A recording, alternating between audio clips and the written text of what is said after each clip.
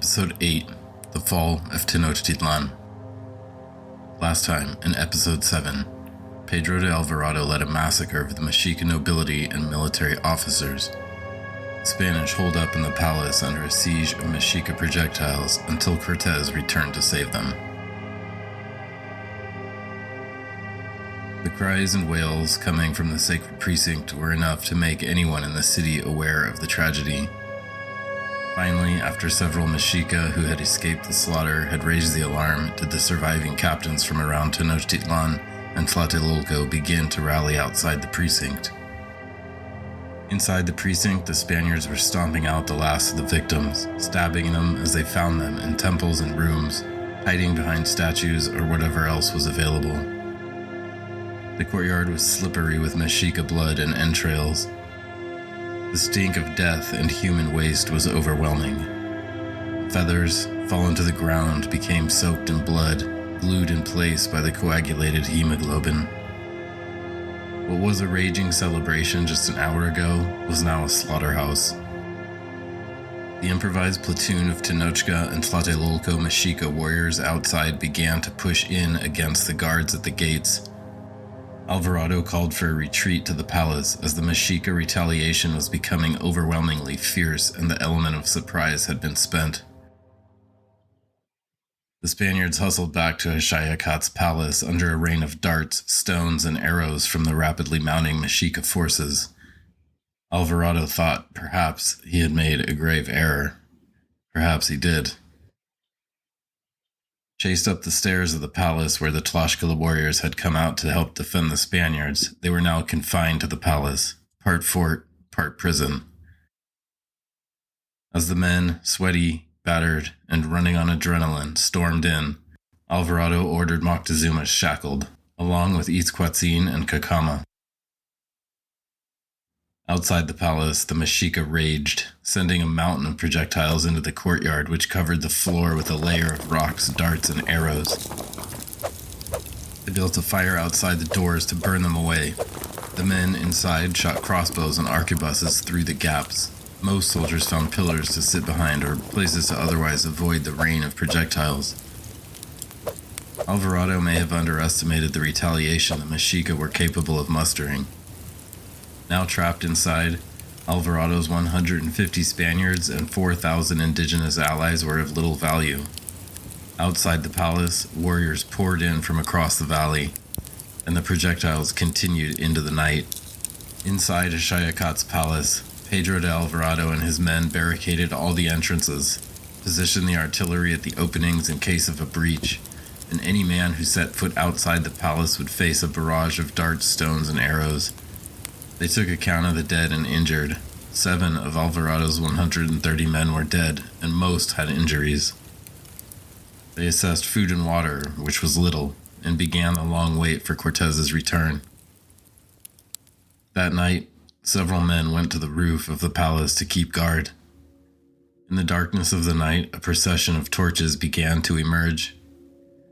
At first, 20 dots of yellow light appeared in the streets, moving toward the sacred precinct. Then hundreds, as the people of Tenochtitlan came out to recover the bodies of their loved ones. Soon thousands of torches were out in the streets and in the sacred precinct, their bearers holding them low to the ground and scanning the faces of the dead, among which were their sons and daughters. One by one, as they discovered their dead loved ones, a wail would rise in the night, a siren sound of loss. A deeply soulful sorrow engulfed Tenochtitlan. The cacophony sent fear into the hearts of the Spanish, who had never heard such a sound. The tears of the Mexica fell for days as bodies were removed and taken to various neighborhood shrines and temples for cremation. The wounds of that night have left deep cultural scars that last to this day. The Mexica tried to put their city back together. They cleaned the blood. They swept the rubble from the streets. They dug out the canals around the palace to make them wider, deeper, and more defensible, and they built mounds around the perimeter to give the men cover. And having learned, the Mexica army tried to cut down open space which the horses excelled in. It didn't take but a few days for news of the massacre to reach Zempoala and the ears of Cortes, who was still coordinating after his victory over Panfilo de Narvaez. Both Moctezuma and Alvarado sent messengers, each with a different version of events. Cortes, knowing Alvarado's cavalier spirit, could see through his friend's narrative that the Mexica had ambushed them. But what was done, was done. Displeased at the news, Cortes quickly rallied his new troops from Narvaez and counted almost 1,000, plus 80 horses and 19 new artillery pieces. He dispatched 200 to Veracruz to bolster his troops there, where men were building a fort in town. Then he set off for Tenochtitlan.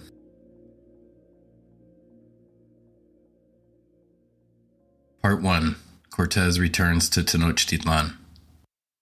Cortes and about 800 European reinforcements arrived in Tenochtitlan on June 24, 1520.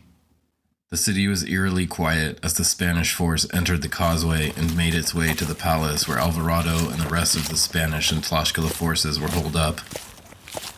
Coming from the city of Texcoco, Cortes marched his men south around the lake to the southern Iztapalapa causeway. He could see barricades that had been placed on certain roads. In the shadows, Mexica warriors lurked. Perhaps the Aztec warriors were surprised by the large contingent of Spaniards he came with. Or maybe it was just bad timing, but Cortes and his men walked right into the city. Nearing the center of the island, Cortes could see the defensive earthworks the Mexica had built. When he arrived at the palace, Cortes saw the charred doors, the broken plaster, and other damage to the exterior. Smoke was rising from several places. He could smell gunpowder and blood, and under the horses' hooves the stucco and wood rubble of the palace crunched. His heart sank. It seemed any hope of diplomacy was gone.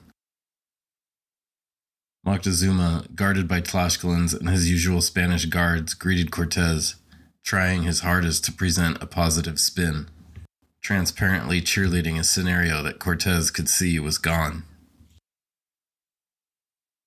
Using whatever waning power he had left, Moctezuma ordered a feast for the returning Spaniards. The order was obeyed, one of the final orders the doomed king would give, and Mexica workers set up a dinner for Cortes and some of his men. It would be the last comfort any of them would have for the next couple weeks. The Mexica forces descended on the palace the next day, continuing a violent siege of Axayactl's palace. Outside, Moctezuma's brother Cuitlahuac was leading the Mexica forces and acting as the de facto leader. Moctezuma had squandered whatever respect and authority he had. Any remaining obedience he was shown was for his position of Tlatoani, not to him personally. By now the nobility had fled or been killed, and any semblance of a royal court was gone. No one came to Moctezuma, and the stones, darts, and arrows continued to fall. The only advantage the Spanish could maintain was the defensive perimeter due to their artillery and ranged units. At times during the siege, the cannons were fired into the swarming Mexica troops through holes in the doors or walls. The shot would rip through dozens of men, but the hole it created was backfilled by a dozen more. It seemed there wasn't enough powder or shot to kill half of these Mexica warriors. However, fear of the artillery and ranged weapons did keep the warriors at bay. At night, there was some reprieve for the Spanish as the mixed forces of the Mexica and their allies let up in the darkness. But sleep was not easy to come by. Those nights, the men would crawl into whatever crevice or hole they could find and curl up, hoping the barricades would hold. In their dreams, the Spanish were tormented by the visions of their crimes. Disemboweled corpses howled at them in pain, their white, lifeless eyes searching for the light of life. Heads rolled about, screaming nonsense. Disembodied legs hopped around the room, running nowhere. In their minds, the weight of their crimes was beginning to weigh on some of the Spanish. Outside the walls, Cuitlahuac's magicians crept about, whispering curses through the cracks and driving the guilty visions of the conquistadors. The Spanish did lash out from the palace at times.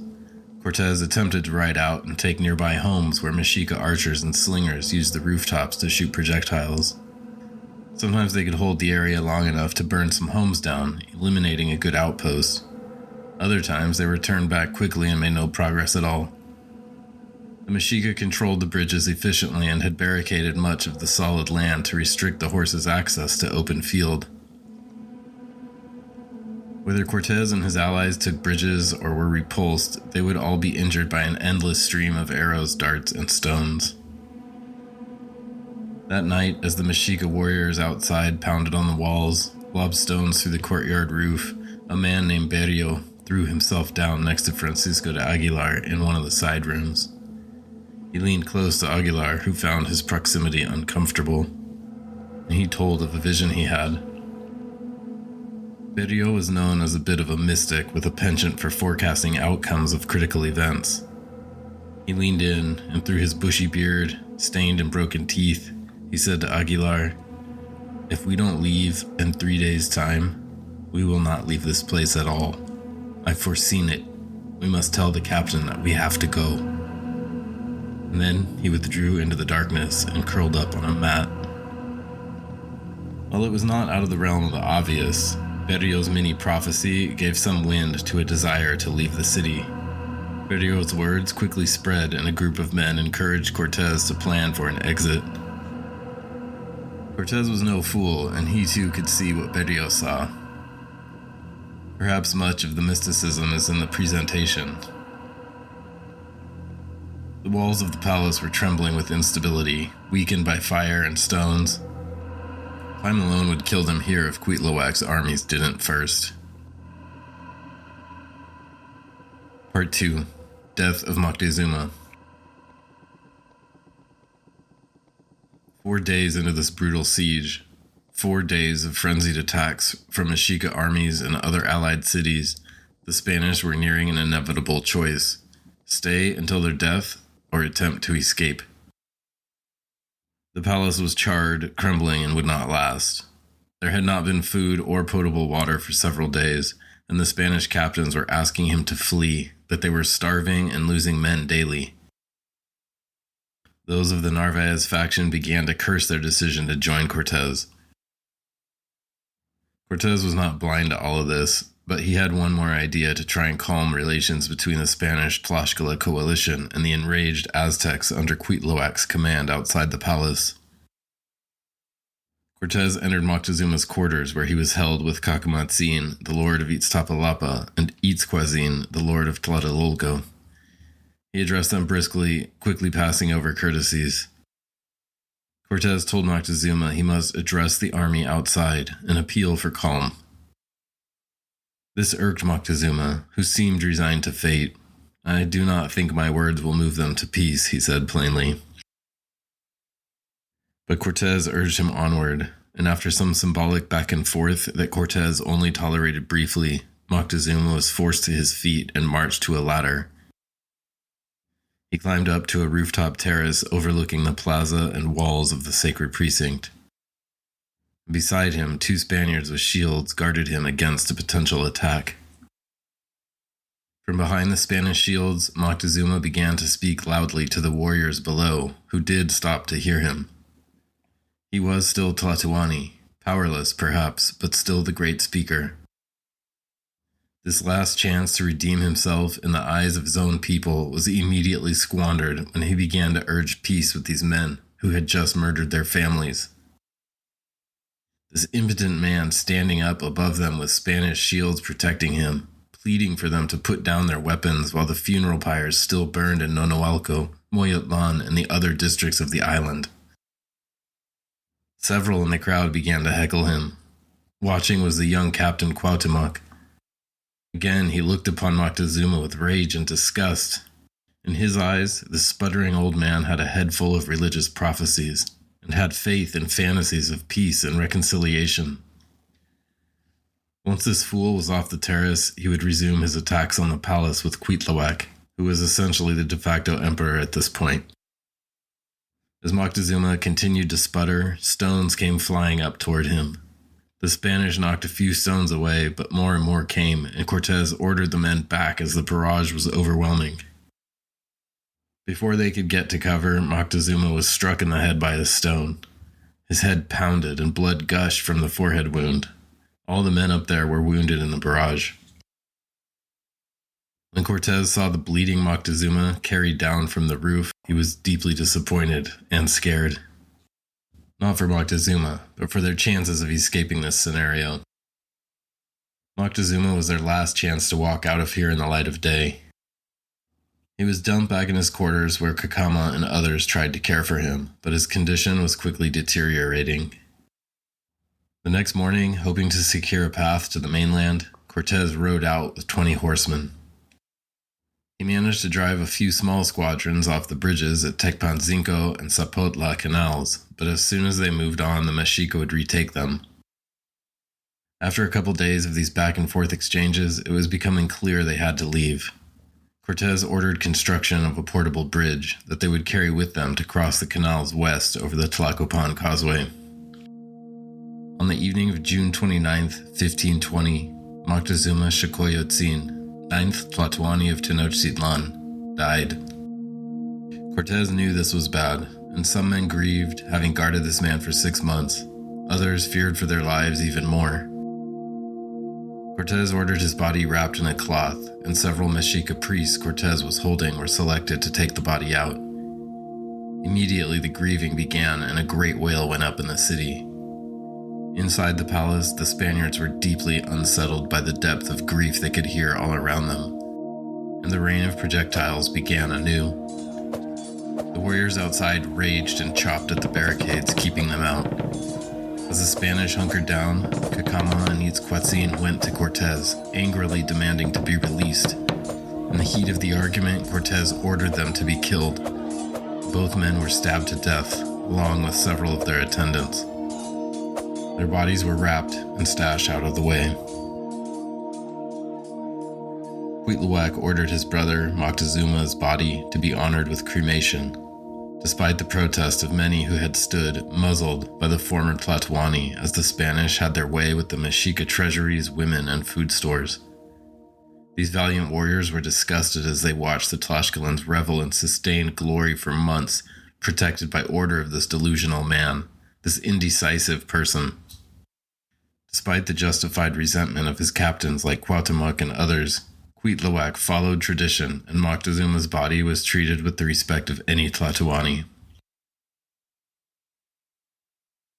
His body was taken to the oratory at Capulco in the Zonmolco district, placed upon a pyre, and burned.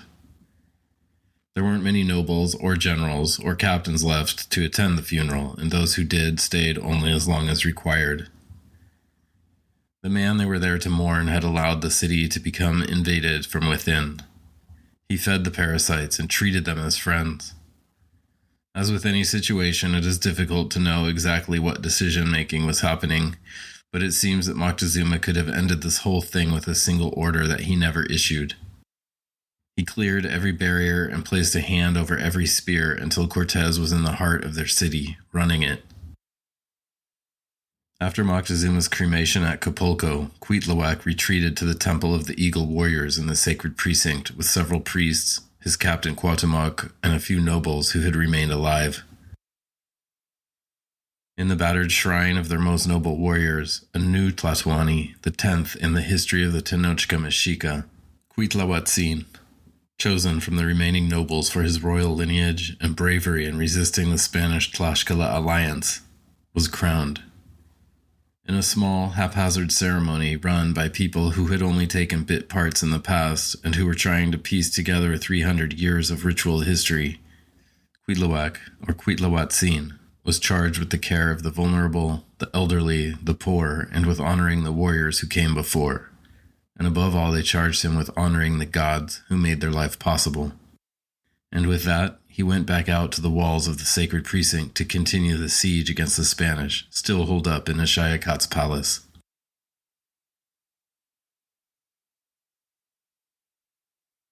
Part 3. Noche Triste. Dark clouds moved in over Tenochtitlan that afternoon of June 30th, 1520. For the first time in a week, the barrage of projectiles had stopped. As dusk fell over Axayactl's palace, smoke was rising from several points where the Mexica forces had burned walls or doors. Inside the palace, the Spanish acted as firemen, pulling up buckets of brackish water from the well they had dug and splashing it on the embers of their fort. The crossbowmen and cannons stood guard, targets fixed through holes in the barricades or walls. Cortes let his men know that tonight they'd leave. He ordered the royal treasury opened and put Cristobal de Guzman, his servant, in charge of moving it all out into one of the halls. He then told the appointed king's officials to secure the royal fifth. As the men went about counting and partitioning the gold, Cortes addressed all the Spanish men there. He told them to take what gold and jewels they wanted, as there was more than could be carried out. With a deep breath and pause, Cortes looked at the ground, then back up. He told them the road out of here tonight would be difficult. You must be nimble and alert. He told them to grab only as much as won't weigh you down. He then told them that they would leave at midnight, and to be ready. Some men put a few choice pieces of gold or a few jewels in their pockets. Others loaded themselves, strapping the large crude ingots to their bodies, filling their pockets to the brim with gold nuggets and jewels. The Tlaxcalans grabbed the bundles of fine feathers, which were of equal value to them as the gold and jewels. Cortes defined the order in which the contingent would form up. He would lead the group out on horseback and strike out at any attacking forces. Then the foot soldiers with the bridges would come and place the bridges down while the group crossed. Behind the foot soldiers were the ranged units, the archers, crossbowmen, and arquebusiers, and then the civilians, women and prisoners, including 3 of Moctezuma's children and Marina. Next were some of the injured and lame horses, which were utilized to carry out treasure. In the rear were the indigenous allies, almost 4,000 Tlaxcalans, and a few hundred from other groups who had joined. With these orders, fate was set. This mixed army of Europeans, Tlaxcalans, a few Sempoalans, Huitzotzingos, and others would try to sneak out of a hostile island city under cover of darkness. With their fate just a few hours away, the men inside the now destroyed palace of Axayactl paced about, checking their weapons, analyzing their gold loads. Of all the desperate moments these men had faced, the most desperate was now ahead of them. They knew there were tens of thousands of Aztec warriors on the island, far more than the 5,000 battered and starved men Cortes had. Many men spent their time praying in the hall that had been converted into a church. These rough men looked up at the face of the Virgin, crudely hewn out of wood. They prayed to her, for their souls, for their lives, for their mothers' souls. The chances of death were good, and they all knew that. From the roof, the guards could see only a handful of Mexica warriors on the wall of the sacred precinct. Otherwise, it was oddly quiet outside the palace. Mostly the men had finished praying and settled with themselves on the amount of gold they could carry. Now they milled about nervously as the midnight hour neared. Finally, Cortes called his captains together. They knew their assignments and the deadly task ahead. With few words, Cortes urged them to go with God and to move stealthily. And with that, the men quietly dismantled a wall on the west side of the palace and began to quietly move out. The horses went first, some whinnying as they went, their horsemen trying to keep them quiet with whispers and soft words.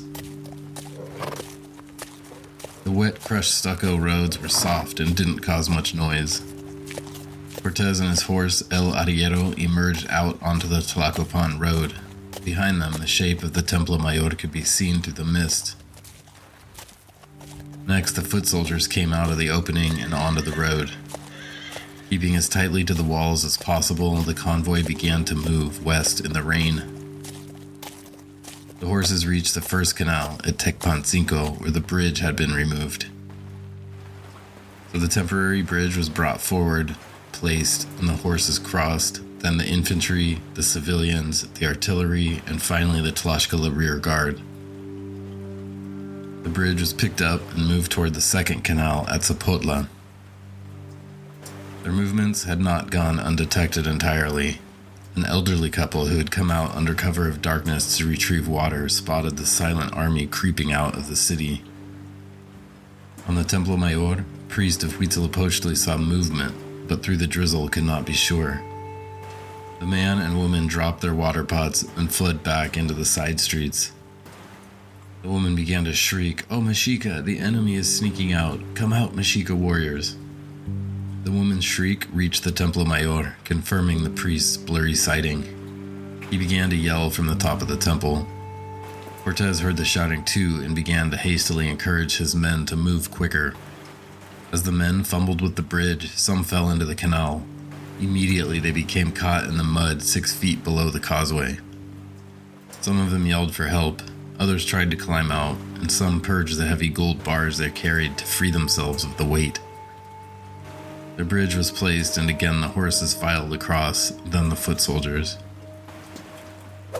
Mexica warriors began to arrive on scene and hurl projectiles at the Spanish who were stuck on the narrow causeway. The attack was spontaneous, haphazard, and disorganized, but more and more Mexica soldiers arrived, as did Cuitlahuac and Cuauhtémoc, who took control of the forces and began ordering movements. Meanwhile, the Spanish allies pushed toward the third canal at Axayactl. The bridge was placed, and the convoy began to scramble across. By now, the Mexica forces were mounting and being directed into canoes to line the causeway, essentially preparing a hellish gauntlet for the fleeing army. Boats full of Tlatelolca soldiers began to arrive on scene. Cortes' rear Tlaxcala guard began to take heavy casualties as they were backed up behind the treasure and civilians and surrounded by the mounting Mexica forces. By the fifth canal, the Tolteca Canal, the bridge had crumbled and the plan had fallen apart. Cortes pulled his horses to the side streets to push back against the Mexica, trying to buy time for the bridge placement. They got the tattered bridge down, now more a set of poles, and people began to scamper across, but it collapsed and Spanish horses and men fell into the Tolteca Canal. The first canoes landed and Mexica warriors leapt out onto the fallen men, hacking at them with their macuahuitls. Others were crushed and drowned as more and more horses and men fell into the canal. Weighed down by gold, dehydration, and malnutrition, many could not fight their way out of the mess and found their fate there in the cold, dark mud of the Tolteca. The rain poured down, and Cuauhtémoc had taken to a canoe and was issuing orders from the lake. The Tlatelolco army quickly moved along the causeway from Nonoalco toward Tlacopan, which paralleled the causeway Cortes was on. They could get ahead and cut Cortes's path from the front. Back at the Tolteca Canal, so many horses, men, and women had fallen in that it was now filled, and the Tlaxcalans crossed over the hundreds of bodies of their allies, their feet slipping off one body only to catch in the flesh of another. Many crawled on all fours across the bodies. By now, Cortes and many of the horsemen had become separated from the rest of the convoy, and were now out of the city on a causeway in the middle of the lake. It was suddenly quiet, cool, and dark. Cortes stopped and looked back at the carnage his men were fighting through back in the city. For the foot soldiers, prisoners, and Tlaxcalans, it was every man and woman for themselves.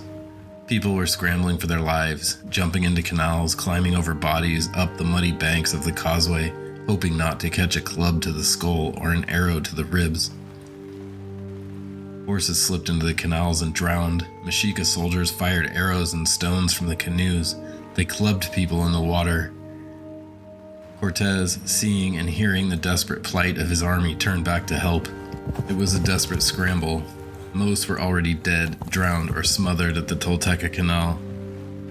Canoes filled the water along the Tlacopan causeway, pelting the Spanish and Tlaxcala warriors as they scampered along the causeway. By now, Cortes' 900 Spaniards had been halved. The 4,000 Tlaxcalans had taken an even higher rate of casualty, having been in the rear and exposed to the rooftop attacks for longer. The fighting bogged down in the darkness, and the Tlaxcalans faced fierce hand-to-hand attacks from the Mexica. With the convoy apparently stalled, and the fighting being so intense, a group of about 200 Spaniards and some Tlaxcalans turned back to Axayactl's palace where they had been holed up. While no one is sure exactly what happened to them, it is rumored they held out there for a few more days before being killed and sacrificed. They were not seen again by European eyes. Cortes came back to the convoy with several horsemen and fought back some of the Mexica, allowing the Spanish to get moving again. As the gray, overcast sky began to lighten with the early morning sun, the Spanish had made it to the other side of the Tlacopan causeway to the island of Popotla. They continued on to Tlacopan and found brief shelter. The Tlatelolco army that had come across the Azcapotzalco causeway were piling into Tlacopan. The Spanish looked for secure ground to hold, but were under heavy fire and continued west out of Tlacopan. All this time, Mexica warriors were firing arrows and stones at them, and they scurried along. The hours blurred together, the adrenaline was long gone, and the Spanish men only trotted along on instinct. They were beaten, bruised, cut, and shot. One legend tells how Cortes, exhausted and overcome with grief, sat under a tree and wept uncontrollably. The remains of that tree remain to this day, called El Árbol de la Noche Triste. A living descendant of the tree grows nearby the historic stump. At some point they were directed to, or perhaps Cortes spotted, the small town with some towers up on the hill. This place was called Teocalhuaycan, and the people here housed and fed the Spanish. They were distant relatives of the Otomi and Tlaxcalans, and in the walled courtyard of their main building, Cortes and his men rested for the first time in more than 24 hours. By now it was 3 or 4 in the afternoon. The sun was out, and the heat of the day suddenly became present to the Spanish. Secondary senses, aside from survival, returned. Hunger, memories of the last day, the savagery of the Tlacopan causeway, and the people who fell in the canals. It was then Cortes did a count, and he counted just over 400 men, more Spaniards than Tlaxcalans. There were 23 horses still with them. They had departed the palace 24 hours ago with 1,100 Spanish and 4,000 Tlaxcalans and 80 horses. Not a single man was unharmed or not bleeding. Cortes began to realize who was not among them, like the 3 children of Moctezuma, including his son Chimalpopoca. Someone reported seeing him in Tlacopan, dead from an arrow wound to the neck. Moctezuma's 2 daughters were also missing. Juan Velázquez de León was killed at a bridge on the causeway along with his Tlaxcala princess wife, baptized as Doña Elvira. Others, Francisco de Salcido, the self-proclaimed mystic Botello, all found their end along the causeway out of Tenochtitlan. A box of Botello's belongings made it out, and on a piece of paper he had written a question. Whether I shall die in this wretched war, murdered by the Indians? And later in the journal he answered correctly, you will die. The book was filled with other contrary gibberish. Diaz tossed the book on the ground, worthless now. They had also lost track of a 3rd royal daughter, Tecuichpo, who had disappeared in the chaos. One man Cortes made sure to find was Martin Lopez, the shipbuilder. Cortes and his men were able to defend this place and recover for a day or so. The Mexica forces were always present, and rains of stones had come at them in this small walled courtyard with the tower. Cortes, with his captains, had decided they needed to get to Tlaxcala. The entire land was hostile to them. And so the next morning, July 2nd, 1520, before dawn, the 425 Spaniards and their few remaining Tlaxcala allies quietly marched out of Teocalhuaycan, north toward the Tlaxcala Road. Today, this location is home to the colonial-era Catholic Basilica, Nuestra Señora de los Remedios, in the hills to the west of Mexico City. Their prized relic is an image of the Virgin Mary, supposedly brought by Cortes himself. Part 4. The Battle of Otumba. The expedition hobbled north, along the lakeshore. Always behind them were Mexica soldiers, harassing them with projectiles and taunts. Sometimes the Mexica pushed after them harder, raining arrows on them. Other times they straggled behind, just lazily insulting the rear guard. Paranoid, tired, and hungry, the Spanish pushed along the lakeside cities, Tepoztlan, Xoloc, Aztacamacan. In Tenochtitlan, Cuitlahuatzin, the new Tlatoani selected by the remaining nobility to succeed Moctezuma, rallied his regional partners to pursue the Spanish and finish them, or drive them back to their own land at least. He sent messengers to his allies in Texcoco, Azcapotzalco, Chalco, and everywhere else he could think. He even besought the Tlaxcalans to side with their indigenous brothers. Some traditional allies were weakening in their resolve to support the Mexica, while others strengthened their resolve. The main Mexica army had been close to the Spanish now for 2 days, and Cortes decided it was time to force their hand. On a hillside overlooking the plains of Otumba, Cortes addressed his men. For all his evil deeds, and despite his penchant for genocide, Cortes was a soldier, one of the boys when he needed to be, but also a heavy-handed decision-maker when needed. Cortes was able to inspire his men to impossible feats, to fight against insurmountable odds over and over. And now one more speech was given. Behind them were the remaining forces of the Mexica Empire, a ragtag multicultural force of Tlatelolca, Tenochtitlan, Tepanec, and other random groups. Cortes looked as many of his men in the eyes as he could. He told of their odds in Tabasco when the massive armies of the Maya melted before them. When they were delivered Marina, who translated this speech for him now. How they had marched against the Otomi and Tlaxcalans time and time again, and how those same people became their friends and saviors. And how they stood here now after that terrible night, that night of sadness. Above all, he stressed how God had protected them.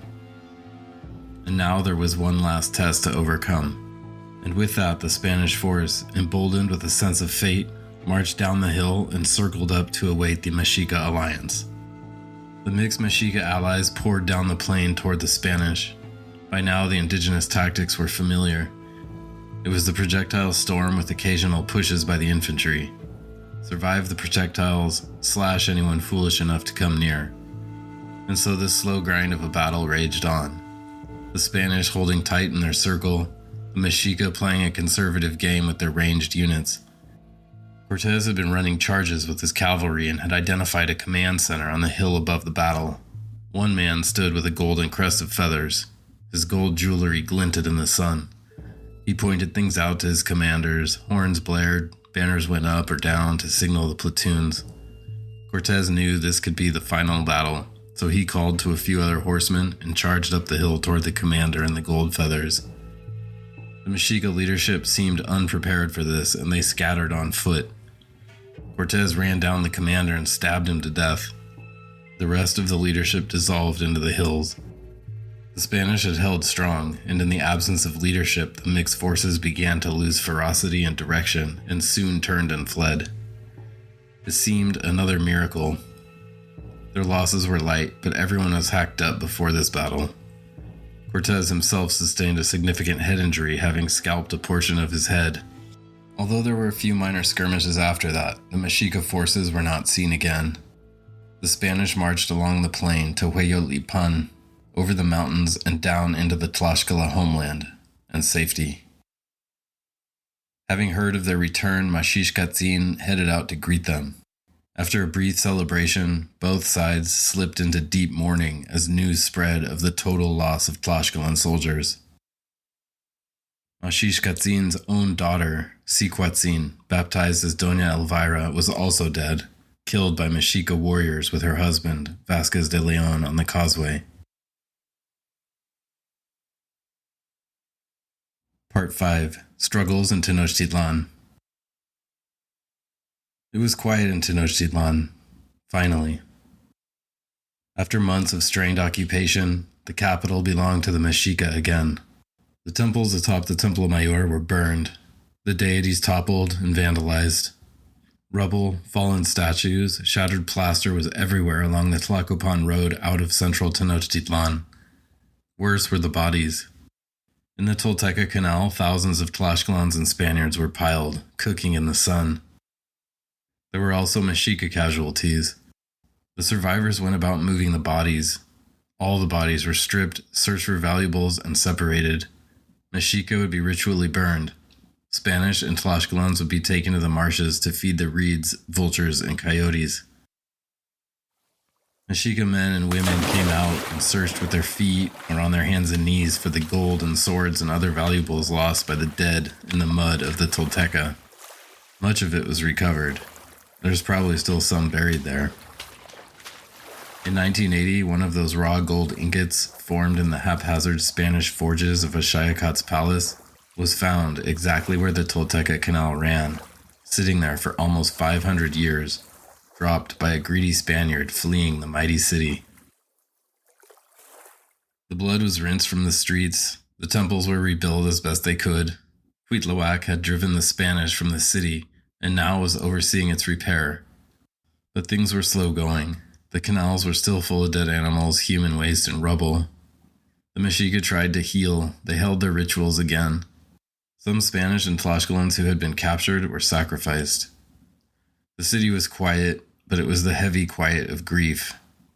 Thousands were killed during the Toxcatl festival, thousands more during the siege that followed, and thousands more died again driving the Spanish out on the Noche Triste. The loss of life was unbelievable, catastrophic. The city was larger than her people could care for. And then, the plague came. In the Aztec month of Tepelhuitl, a fall month, a new disease began to spread in Tenochtitlan. It seemed almost everyone in the city was stricken with the pustules. These sores would form on every surface of the body, bleeding and oozing, every movement causing searing pain. In every house it seemed someone was curled up on the floor, covered in smallpox sores. The pestilence decimated the surviving Mexica. It tore through the population, unconcerned for sex, age, rank, or status. Just 2 months into his reign, Tlatoani Cuitlahuatzin was stricken with the plague and died. It's estimated that between 60 and 80% of the population of Tlatelolco and Tenochtitlan was wiped out, permanently disabled, or blinded by smallpox. The histories like to blame the African slave because he was the first to show signs of the disease. He was probably just the first victim, with the Spanish being largely immune already. For the third time in 1520, the Mexica found themselves clearing the city of their dead and grieving. Mexica society was no longer functional. Crops failed as no one could farm. Plague ran its course in 60 days and moved south to Chalco, where it had a similar effect on the people there. With the death of the 10th Tenochca Tlatoani Cuitlahuatzin from smallpox, a new leader was chosen. Based on his bravery, his valor in combat, the young warrior chief of Tlatelolco, Cuauhtémoc, was chosen to lead the Mexica people as the 11th Tlatoani. Immediately, he got to work clearing the canals, fixing the dikes that had been breached, rebuilding infrastructure, and reaching out to allies. The Tepanec people's leader in Tlacopan, Tetlepanquetzal, was on his side. Michoacán also joined Cuauhtémoc. Tlatelolco also sided with their Mexica counterparts, now led by one of their own nobles. As time passed and work was done, soldiers trickled in from the far reaches of the empire, from long-lost allies and those who simply wanted the invaders to go. However, their Triple Alliance partner, Texcoco, was suffering from a divide in leadership. The current Tlatoani of Texcoco, Coanacotzin, was loyal to the Mexica, but his brother, Ixtlilxochitl, was eager to welcome the Spanish. Accounts differ, but support for the Mexica holdouts in Tenochtitlan was fading, and the future looked to be with Christianity, Cortes, and the newly crowned Holy Roman Emperor Charles V. Part 6. Cortes returns. In the months that followed, Cortes and Cuauhtémoc made strategic moves to counter each other, sometimes spurring combat, other times just spy games and chess. Cortes ran several campaigns in Tepeyac, south of Tlaxcala, and again he ventured to the hotlands of Chalco and pillaged around the south shore of the lake. His captain Sandoval was a brutal enforcer in this time, taking the sword to many towns. Cuauhtémoc also had armies shadowing the Spaniards as they moved about Tepeyaca and Chalco, raiding and subjugating. Cortes found support in several former allies of the Mexica, including Chalco and Cholula. Cortes ordered the laborers of Tlaxcala to provide enough lumber for 13 brigantines to be built on Lake Texcoco and sailed against Tenochtitlan. Cortes sent for the rigging, anchors, and other critical maritime supplies he pulled ashore in Villarica before the famous sinking of the ships. The shipbuilder Martin Lopez was put in charge of the operation. He worked with Tlaxcalan carpenters to identify the best woods for the boats and masts. Thousands of laborers went up into the hills and searched for the requested lumber. With another incredible break of luck, several ships arrived to resupply the expeditions Cortes had raided. The Gray expedition, from which he kidnapped several men, had failed in Panuco and 60 men joined Cortes. A delivery from Cuba intended for the failed Panuco colony also arrived in Villarrica. And then a couple more supply ships arrived for Narvaez. These ships brought fresh supplies like gunpowder, shot, and food, but also men and horses. It was a blessing for Cortes.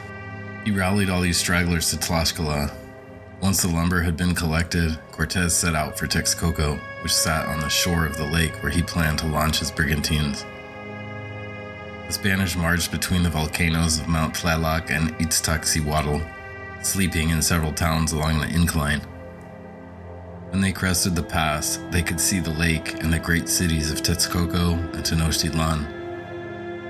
And from there they could also see streams of people on the roads out of the valley.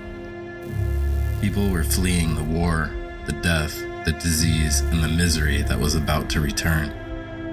They knew Cortes was coming.